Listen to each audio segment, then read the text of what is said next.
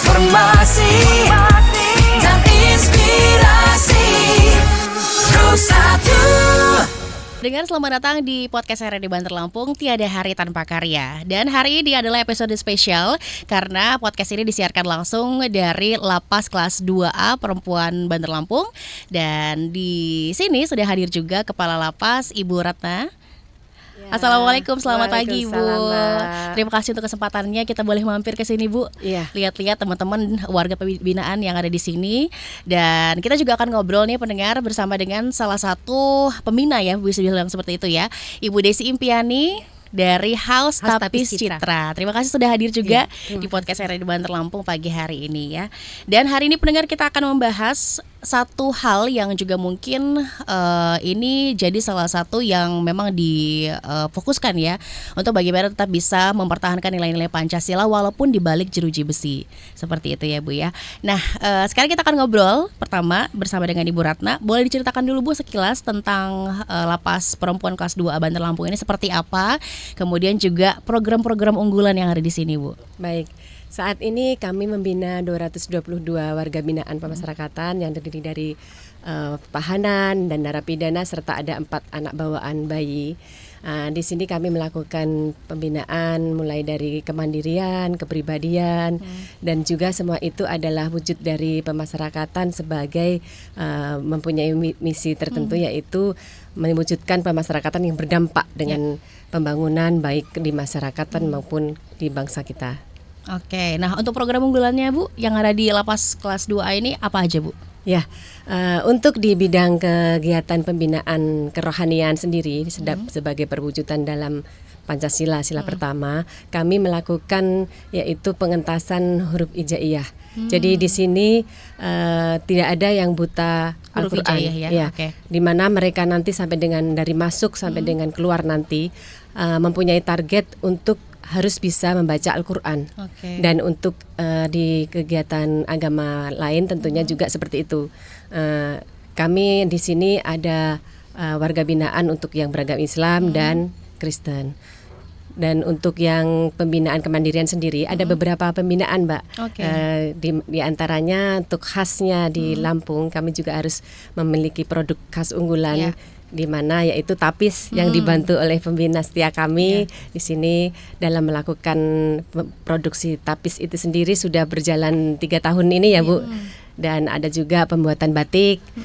Kalau batik sih baru Mbak, selama saya di sini saya masuk, saya berikan untuk pelatihan batik dan lumayan antusias juga permintaan dan pemasarannya.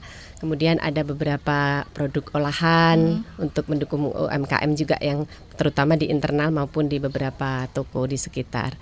Kemudian dari ketahanan pangan, karena ini adalah visi Presiden kita dalam mewujudkan Asta Cita, kami menanam beberapa tanaman untuk kesediaan pangan terutama juga di dalam maupun dipasarkan. Ada beberapa di antaranya yaitu penanaman kangkung, terus budidaya ikan di dalam bioflok seperti itu. Nah, itu semua adalah wujud nyata dari 3 elemen penting tentunya yang mendukung, di mana yaitu petugas itu sendiri dan masyarakat di sekitar serta warga binaan yang dapat melakukan segalanya pembinaan itu untuk mempersiapkan diri mereka ketika nanti keluar ke lembaga ke masyarakat. Oke, itu untuk siap ya untuk bisa kembali ke masyarakat seperti itu ya Bu ya, dengan segala karya yang sudah mereka buat dari sini ya. Nah, untuk Ibu Desi, untuk House Tapis Citra ini sudah berapa lama Bu bekerja sama dengan Lapas membina teman-teman warga binaan di sini? Iya, kita dari 2021. Jadi kita hampir 4 tahun. Hampir 4 tahun ya. Hampir 4 tahun. Jadi 3 tahun berjalan, ini udah hampir 4 tahun kita berjalan. Itu udah MOU, kita udah kerjasama sama LP kelas 2A ini udah hampir 4 tahun. Oke, nah dari 4 tahun itu Bu, sudah berapa banyak karya-karya yang ditularkan teman-teman warga binaan di sini? Bentuknya seperti apa aja? Ya alhamdulillah sih untuk produk-produk di sini juga kan memang kita sering kerjasama gitu. Jadi produk-produk udah banyak mereka buat. Dan pernah juga kita acara waktu di Solo itu kain dari Oase, semua ibu-ibu Dekranasda Provinsi Lampung yang udah pernah kita proses di LP. Oke, nah contohnya juga yang dilihat di belakangnya ya. Iya, Ini adalah produk-produk dari warga binaan Iya. seperti itu ya. Ada selendang tapis, terus juga kalau misalnya mampir ke sini lihat di sini ada itu tutup gelas ya Bu ya. Iya. Pokoknya banyak sekali produk-produk yang dihasilkan dari teman-teman warga binaan ya. Nah, itu juga mungkin yang diberikan kesempatan kepada warga binaan walaupun mereka sekarang pada saat ini sedang dibina dari balik jeruji besi tapi juga tetap tidak dibatasi untuk berkarya seperti Iya. ya Bu Ratna ya. Nah, kemudian Bu Ratna untuk kerjasama dengan UMKM karena kan ketika mereka membuat suatu karya bentuk apapun itu pastinya juga harus menghasilkan untuk teman-teman warga binaan. Nah, untuk kerjasama dengan UMKM di luar seperti apa Bu? Ya, ada mekanisme tersendiri dalam pembagian mulai dari premi, bahan pokok dan sebagainya. Dan untuk teknik pemasaran juga kami menggunakan marketplace dan sering juga ada live di hari-hari tertentu di iya. live IG, live TikTok untuk pemasaran membantu itu. Oke, yang live itu teman-teman warga binaan Bu? Iya. Oh, luar biasa Jadi sekali. untuk eksisnya sebuah produk itu pastikan outputnya adalah memasarkan dan laku.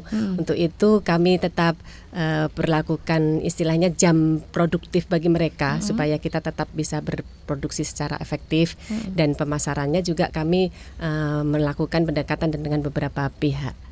Oke. Nah, kalau bisa diceritakan juga nih sama Bu Desi gimana prosesnya Bu untuk bisa melatih teman-teman warga binaan membuat tapis, kemudian juga menenun tapis itu kan kalau misalnya belum pernah pasti akan sulit ya Bu ya.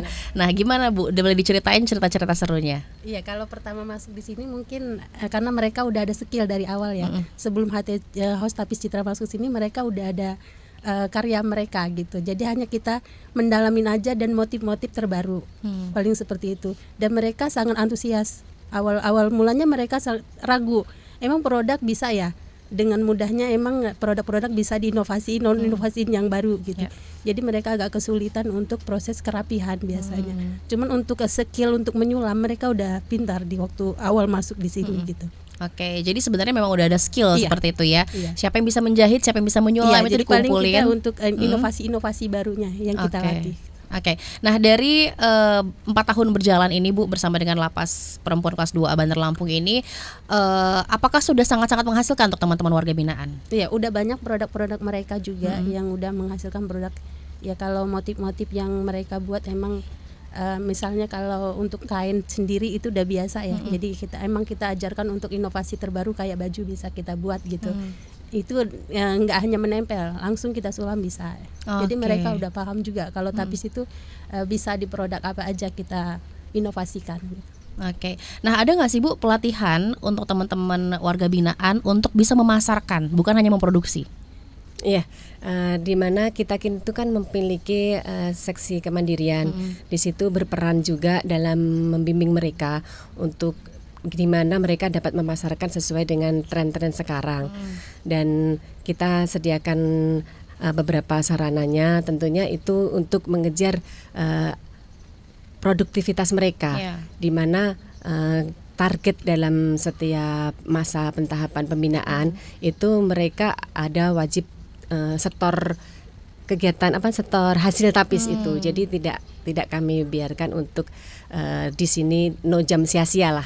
Jadi semua itu kan untuk memanfaatkan semua pembinaan selama mereka di sini untuk kembali ke masyarakat. Oke, artinya ada targetnya ya Bu ya. Berarti kalau misalnya dari tapis sendiri Bu Desi, satu orang itu bisa membuat satu hari itu berapa tapis?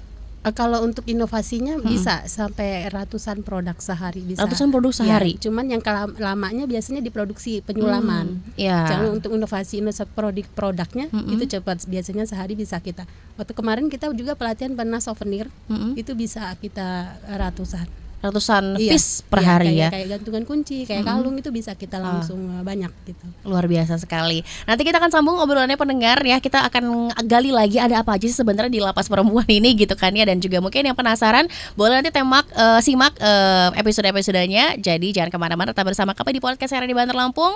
Tiada hari tanpa karya. Kanal informasi dan inspirasi Pro 1